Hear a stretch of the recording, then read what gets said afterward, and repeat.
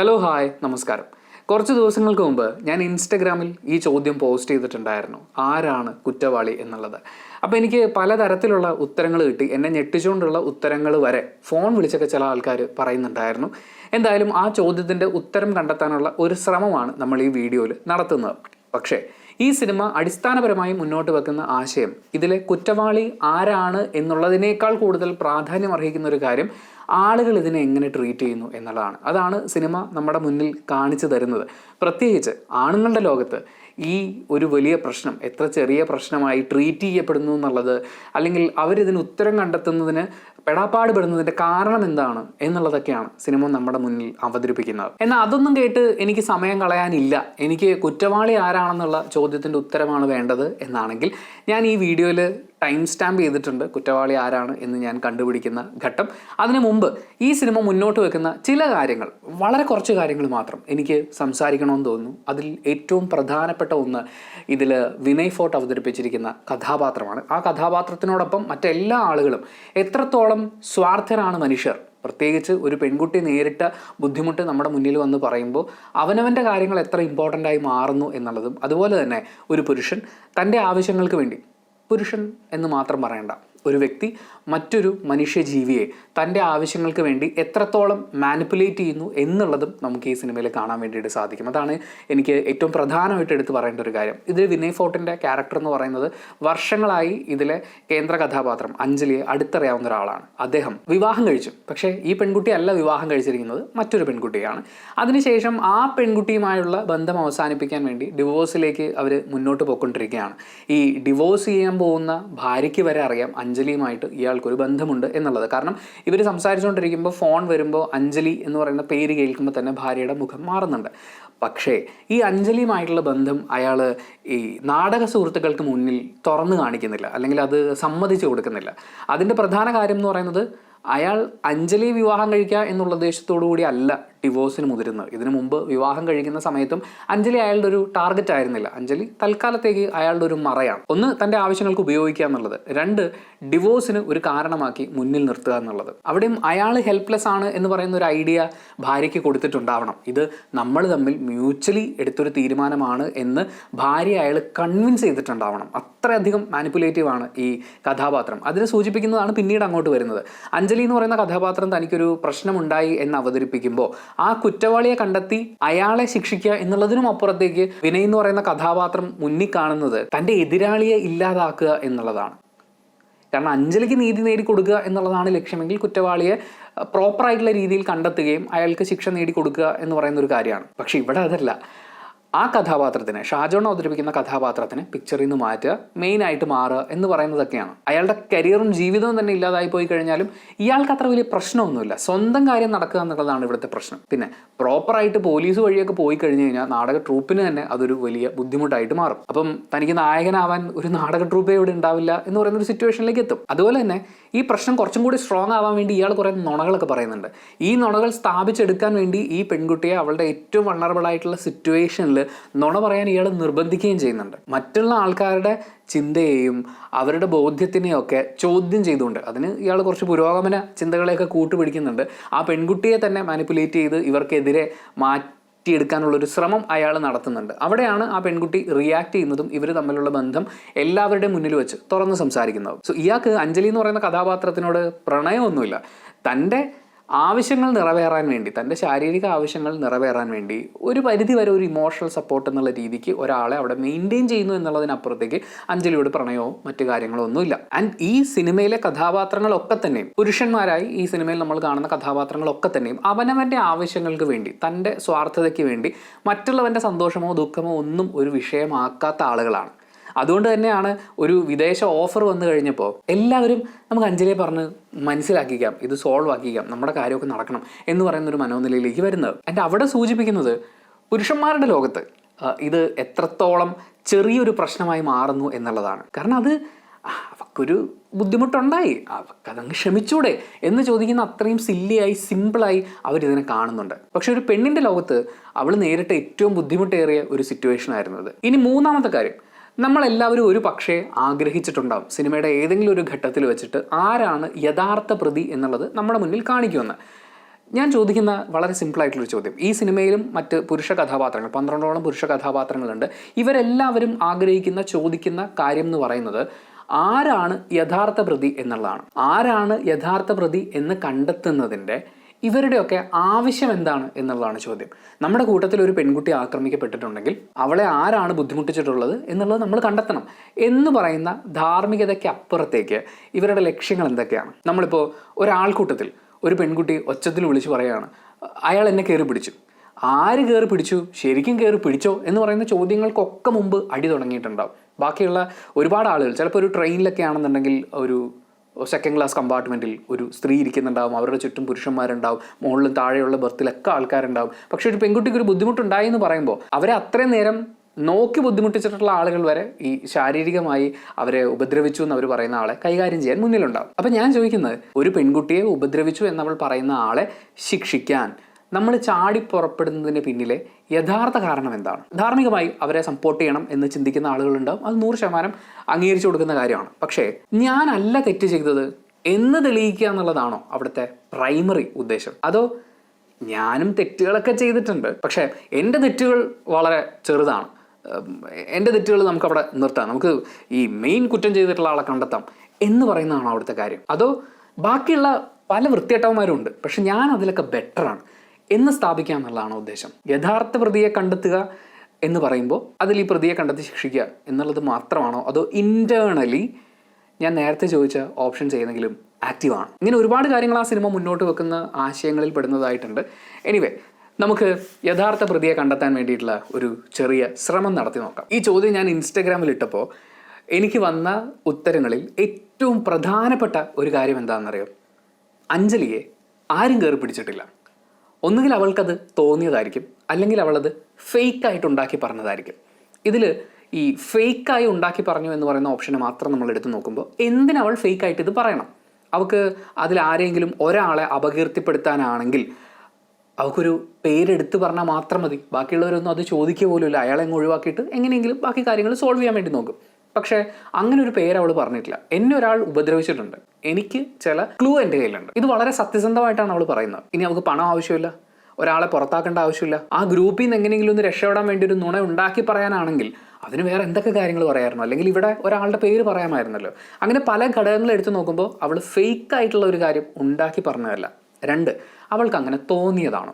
തോന്നിയതാണ് എങ്കിൽ അവളുടെ മുന്നിലെ ആദ്യത്തെ ക്ലൂ എന്ന് പറയുന്നത് തന്നെ ഓടിപ്പോയ ആൾ, അവളെ ഒരാൾ കയറി പിടിച്ചു, അയാൾ ഓടിപ്പോകുന്നതാണ് അവൾ കണ്ടത്.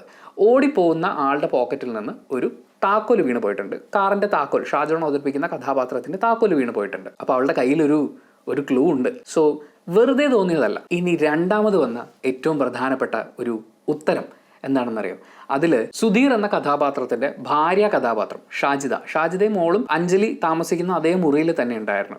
ഷാജിദയാണ് ഒരുപക്ഷെ അഞ്ജലിയെ കടന്നു പിടിച്ചതെങ്കിലോ ബാക്കിയുള്ളത് അവർക്ക് വെറുതെ തോന്നിയതാണെങ്കിലോ? ആൻഡ് ഈ ഷാജിദ എന്ന് പറയുന്ന കഥാപാത്രത്തെ അവതരിപ്പിക്കുന്ന നന്ദിനി, പുള്ളിക്കാരിയും പറയുന്നത് അങ്ങനെ ഒരുപാട് പേര് ചോദിച്ചു എന്നുള്ളതാണ്. കാരണം ഇവർക്ക് ഒരു മകളുണ്ട്, സുധീറിനും ഷാജിദയ്ക്കും ഒരു മകളുണ്ട്. ആ മകളുടെ പ്രായം വെച്ച് നോക്കുമ്പോൾ വേണമെങ്കിൽ രണ്ടാമതൊരു കുട്ടി കൂടി അവർക്ക് ആകാവുന്ന ഒരു പ്രായത്തിൻ്റെ ഒരു വ്യത്യാസം അവിടെ ഉണ്ടല്ലോ. മാത്രമല്ല സുധീർ എന്ന കഥാപാത്രം അദ്ദേഹം ഒരു പോൺ വീഡിയോ കാണുന്നതിൻ്റെ ഓഡിയോ ബ്ലൂടൂത്ത് സ്പീക്കറിൽ കണക്റ്റ് ആവുന്നുണ്ട്. അത് നമ്മൾ സിനിമയിൽ കാണുന്നുണ്ട്. അത് വെച്ച് ഒരുപാട് പേര് സുധീർ എന്ന് പറയുന്ന കഥാപാത്രമാണ് കുറ്റവാളി എന്ന് പറയുന്നുണ്ട്. അതിലേക്ക് നമുക്ക് വരാം.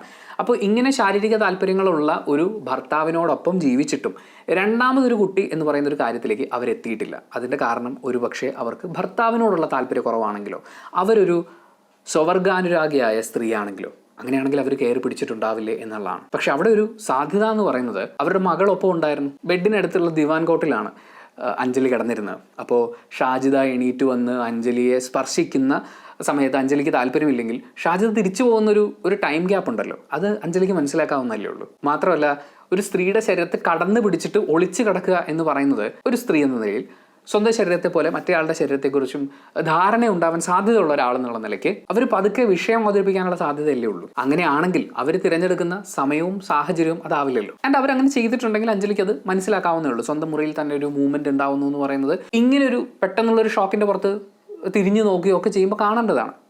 എന്നാൽ അതേസമയം പുറത്തുകൂടി ഒരാൾ ഓടിപ്പോകുന്നത് അവർ കാണുകയും ചെയ്തിട്ടുണ്ട്. സോ ഷാജിദയെ ഈ ഇക്വേഷനിൽ നിന്ന് മായ്ക്കാം എന്ന് തന്നെയാണ് എനിക്ക് ഫീൽ ചെയ്യുന്നത്. മറ്റൊരു ശക്തമായ ഓപ്ഷൻ എന്ന് പറയുന്നത് എല്ലാവരും ഏറ്റവും കൂടുതൽ ആളുകൾ എനിക്ക് മെസ്സേജ് അയച്ചിട്ടുള്ളത് സുധീർ എന്ന് പറയുന്ന കഥാപാത്രമാണ്. അഞ്ജലി അവളുടെ ഡ്രസ്സ് നേരെ ഇടണം എന്ന് പറയുന്നൊരു കാര്യം സ്വന്തം ഭാര്യയായ ഷാജിദയോട് പറയുന്നത് സുധീറാണ്. മാത്രമല്ല ഈ സിനിമയിൽ രാത്രി ഒരാൾ പോൺ മൂവി കാണുന്നതിൻ്റെ ഫോണിൽ കാണുന്നതിൻ്റെ ഒരു ക്ലൂ നമുക്ക് കിട്ടുന്നത് ജോളി എന്ന് പറയുന്ന കഥാപാത്രം ബ്ലൂടൂത്ത് സ്പീക്കർ എടുക്കുമ്പോൾ അതിൽ കണക്റ്റ് ആയിരിക്കുന്നത് സുധീറിൻ്റെ ഫോണാണ് എന്ന് പറയുന്ന ഒരു എലമെൻറ്റിലാണ്. മാത്രമല്ല ഇതിൽ സുധീർ ചെയ്യുന്ന വളരെ പ്രധാനപ്പെട്ട ഒരു, എനിക്ക് തോന്നുന്നു ക്രൈം എന്ന് തന്നെ പറയാവുന്ന ഒരു കാര്യം എന്ന് പറയുന്നത്, ജോളി ഒരു പ്രൂഫ് കാണിക്കുന്നുണ്ട്. ഷാജോൻ്റെ കഥാപാത്രമല്ല ഇത് ചെയ്തിട്ടുണ്ടാവുക എന്ന് പറയുന്നതിന് ഏറ്റവും ശക്തമായിട്ടുള്ളൊരു പ്രൂഫ്. ആ പ്രൂഫ് കാണിക്കുമ്പോൾ സുധീർ പറയുന്നത് നീ ഇതൊന്നും അങ്ങനെ പുറത്തൊന്നും പോയി പറയേണ്ടതെന്നാണ്. ഞാനും ആ പോയിന്റിൽ മുഴുവൻ വിചാരിച്ചിരുന്നത് ഇത് സുധീറാണ് എന്ന് തന്നെയാണ്. കാരണം ഇത്രയും പൊട്ടൻഷ്യലായിട്ട് ഒരാളെ രക്ഷിക്കാൻ പറ്റുന്നൊരു പ്രൂഫ് കയ്യിലുണ്ടാകുമ്പോൾ അത് പുറത്ത് പറയേണ്ടെന്ന് പറയുന്നത് ഷാജോണാണെങ്കിൽ അല്ലെങ്കിൽ അവനാണ് പ്രതി എന്ന് വിചാരിക്കുകയാണെങ്കിൽ ഇത് അങ്ങനെ തന്നെ ഇങ്ങോട്ട് പോട്ടെ, ഞാനതിൽ രക്ഷപ്പെടുമല്ലോ എന്ന് പറയുന്നൊരു ചിന്തയുടെ പുറത്തായിരിക്കും എന്നൊക്കെയാണ്. യെസ്, അങ്ങനെ തന്നെ വിചാരിച്ച് ഞാൻ മുന്നോട്ട് പോയി. ഇതിൽ വളരെ പ്രധാനപ്പെട്ട ഒരു കാര്യമുണ്ട്.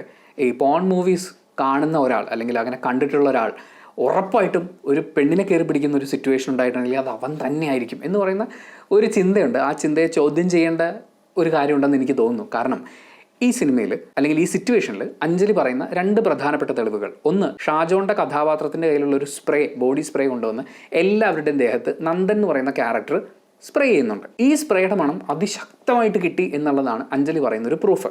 നന്ദൻ്റെ ക്യാരക്ടർ വന്ന് ഈ സ്പ്രേ അടിക്കുന്ന സമയത്ത് സുധീർ എന്ന് പറയുന്ന കഥാപാത്രം ആ പരിസര പ്രദേശത്ത് പോലുമില്ല.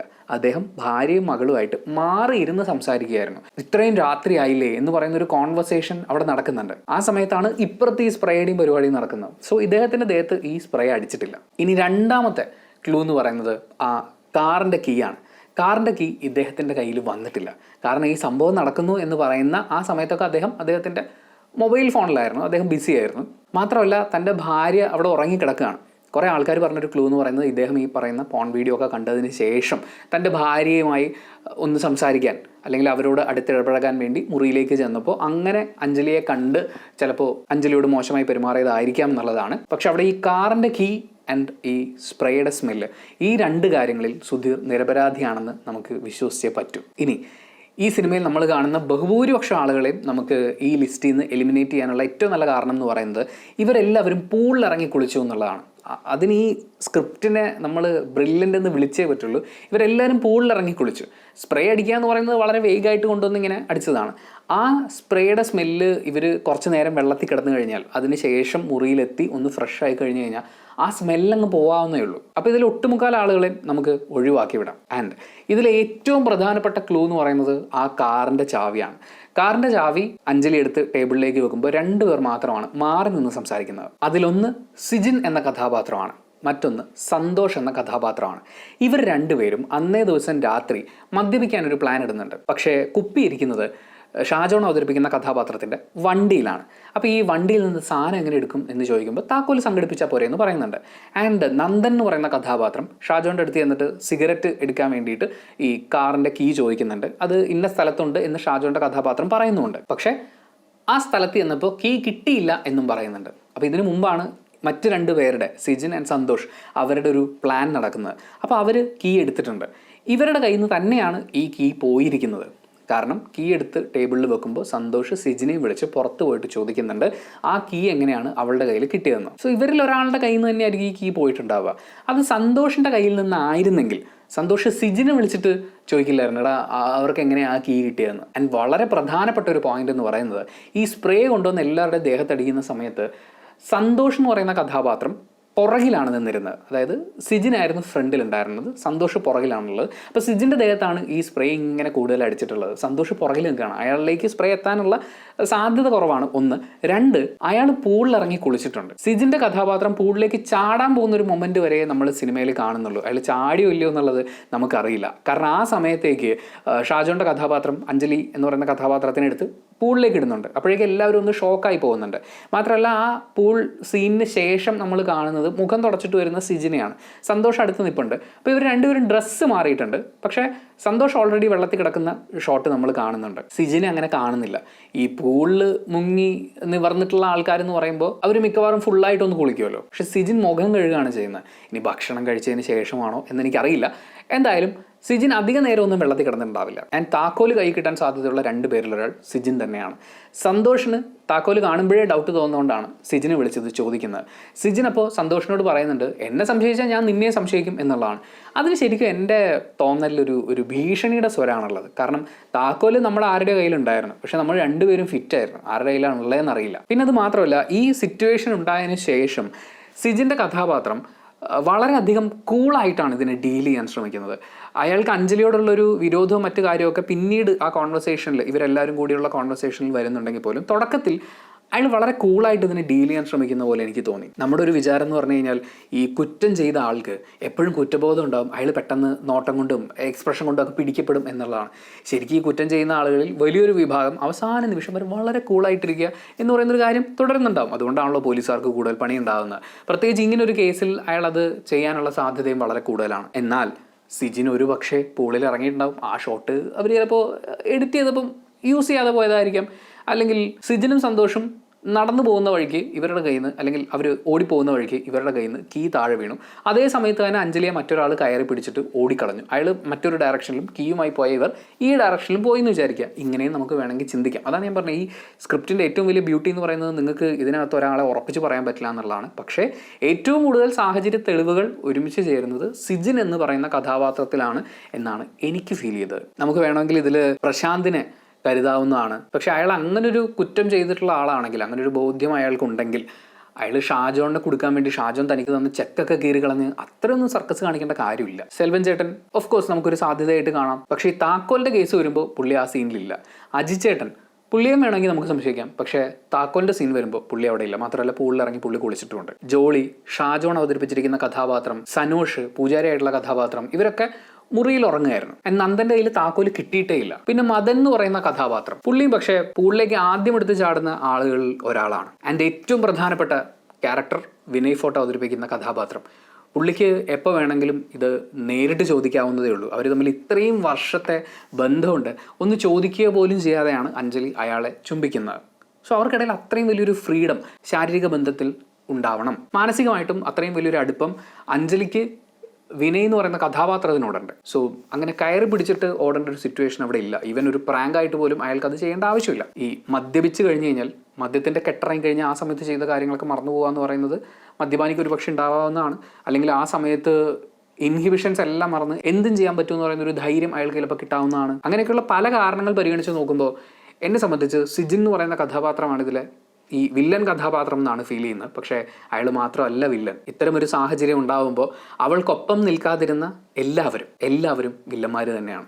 വിനയുടെ കഥാപാത്രം വില്ലനായിട്ട് മാറുന്നത് അവൾക്ക് എന്ത് വേണം എന്ന് ചോദിച്ച് അതിനൊപ്പം നിൽക്കുക എന്ന് പറയുന്ന പോയിന്റിൽ നിന്ന് അയാൾ എപ്പോൾ മാറി, എനിക്കിത് കണ്ടുപിടിച്ചേ പറ്റൂ, എനിക്കിതിന് ശിക്ഷ വാങ്ങിച്ചു കൊടുത്തേ പറ്റൂ എന്ന് പറയുന്ന അയാളുടെ ഉള്ളിലെ പക തീർക്കാനും അയാൾക്ക് കിട്ടേണ്ട നേട്ടങ്ങൾക്ക് വേണ്ടിയൊക്കെ ഇവളെ കരുവാക്കാൻ ഏത് നിമിഷം അയാൾ ഇറങ്ങി തിരിച്ചു. അപ്പം മുതൽ അയാളും കുറ്റവാളിയാണ്. അങ്ങനെ ഈ സിനിമയിൽ കുറ്റവാളിയെ കണ്ടെത്താൻ വേണ്ടി വട്ടം കൂടിയിരുന്ന് ചർച്ച ചെയ്ത എല്ലാവരും ഒരർത്ഥത്തിൽ അല്ലെങ്കിൽ മറ്റൊരർത്ഥത്തിൽ കുറ്റവാളികൾ തന്നെയാണ്. വരെ കള്ളന് കഞ്ഞി വെച്ച് കൊടുക്കുക എന്ന് പറയില്ലേ, കള്ളൻ ആരായാലും അവർക്ക് കഞ്ഞി വെച്ച് കൊടുത്തിട്ട് എൻ്റെ കാര്യം നടക്കണം എന്ന് ചിന്തിക്കുന്ന ആളുകളാണ്. സോ സിജിൻ എന്ന് പറയുന്ന ഒരാളിലേക്ക് അയാളായിരിക്കാം ഈ കൃത്യം ചെയ്തിട്ടുണ്ടാവുക എന്ന് പറയുന്ന ഒരു കാര്യത്തിലേക്ക് കൺക്ലൂഡ് ചെയ്യാനാണ് എനിക്ക് ഫീൽ ചെയ്തത് സിനിമ കണ്ടു കഴിഞ്ഞപ്പോൾ. നിങ്ങൾ ഈ സിനിമ കണ്ടിട്ടുണ്ടാവുമല്ലോ, നിങ്ങൾക്കും ചില ധാരണകളൊക്കെ ഉണ്ടാവുമല്ലോ. അത് കമൻറ്റ് ബോക്സിൽ രേഖപ്പെടുത്താം. എന്നിട്ട് നമുക്ക് കുറ്റവാളി ആരെന്നുള്ളത് കണ്ടെത്താൻ ശ്രമിക്കാം. പക്ഷെ അപ്പോഴും ചോദ്യം, കുറ്റവാളി ആരാണ് എന്ന് നിങ്ങൾ കണ്ടെത്തുന്നതിന് പിന്നിലെ ചേതോ വികാരം എന്താണ്?